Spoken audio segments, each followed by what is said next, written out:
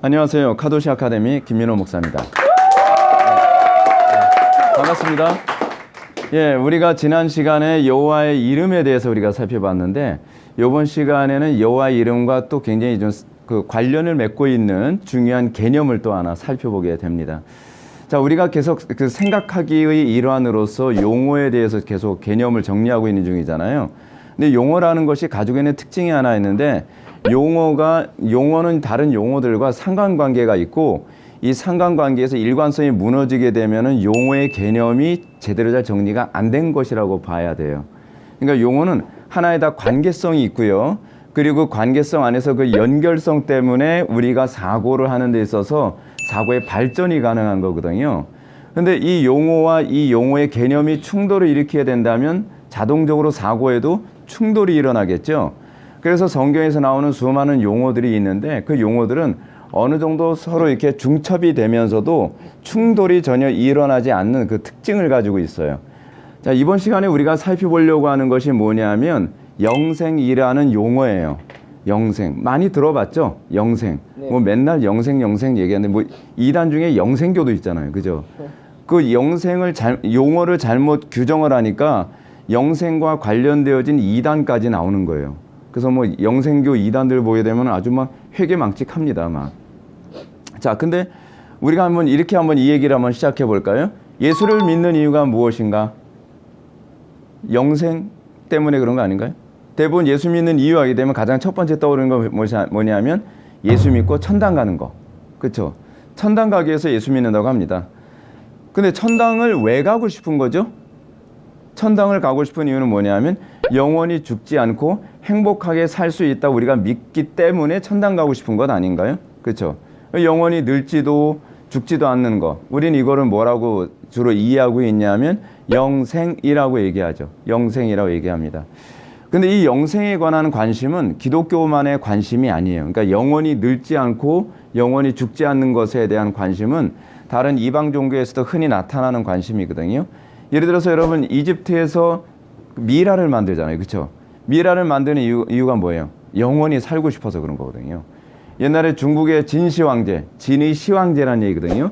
중국의 그 시황제가 왜 영생을 하려고 하느냐? 죽지 않고 영원히 행복하게 살고 싶은 거예요. 돈도 많고 뭐 권력도 있고 이거 놓고 가기가 아까운 거죠. 그죠? 이 영생에 관한 얘기는 수많은 종교들에게도 다 있거든요.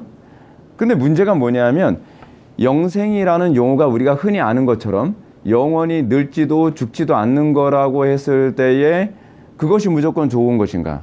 사는 게 예를 들어서 너무 괴로워요. 사는 게 너무 괴로운데 늙지도 죽지도 않아요.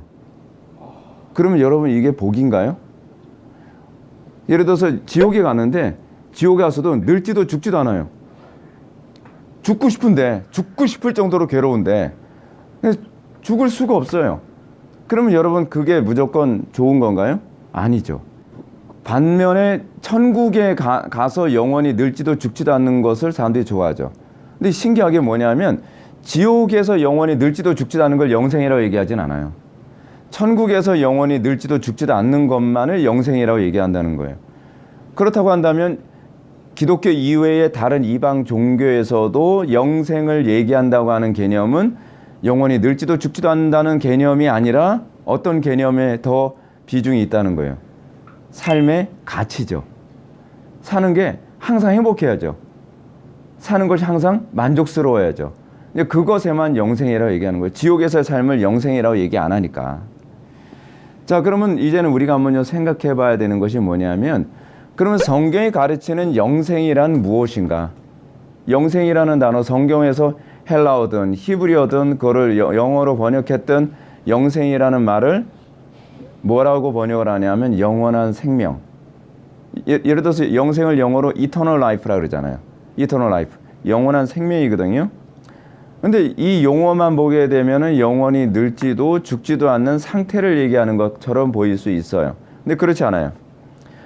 성경에서 얘기하는 영생이라는 것은 성령으로 거듭나서 거룩한 삶을 살게 되는 거예요. 이걸 우리가 지난 시간에 여호와의 이름이라고 하는 거하고 연결해서 이해해야 돼요. 거듭나서 거룩한 삶을 산다? 무슨 얘기죠? 여호와의 이름을 받은 상태죠. 예. 하나님께서 우리를 구원하신 목적이 뭐라고요? 여호와의 이름을 우리에게 주시기 위해서. 여호와의 이름을 우리에게 영원히 우리에게 주시기 위해서. 여호와의 이름을 우리가 받고 나면 어떤 현상이 나타난다 했죠? 거룩해지고 지혜로워지고 하나님의 성품에 참여하게 되고 예수님의 향기를 우리가 품게 되죠. 그죠? 근데 성경은 그것을 영생의 상태라고 얘기하고 있어요. 영생의 상태. 그리고 이렇게 영생의 상태가 예수님의 이름, 그러니까 하나님의 이름을 소유한 사람들이 나중에 죽으면 어디 가요? 그런 사람들이 천국에 가죠. 그죠? 영원한 생명을 소유한 사람들은 그 삶 속에서 사랑의 이중 계명이 나타나죠. 하나님 사랑, 이웃 사랑. 그렇죠? 근데 하나님 사랑이 어느 정도예요? 다 하나님 사랑한다고 얘기하죠. 근데 영생을 소유한 사람, 다시 여호와의 이름을 받은 사람들은 어떻게 하나님을 사랑하냐 하면 마음을 다하고 뜻을 다하고 목숨을 다하고 힘을 다하고 지혜를 짜내가며 하나님을 사랑하는 삶을 살게 되죠. 그렇게 사랑하는 그 삶은 이웃에게 대한 사랑으로 당연히 나타날 수밖에 없는 거예요. 그걸 우리는 뭐라고 얘기하냐? 성화라고 해요. 성화. 성화는 어떤 상태다? 여호와의 이름을 받은 상태다. 그리고 그것을 다른 말로 또 뭐라고 얘기해요? 영생이라고도 얘기를 하는 거죠.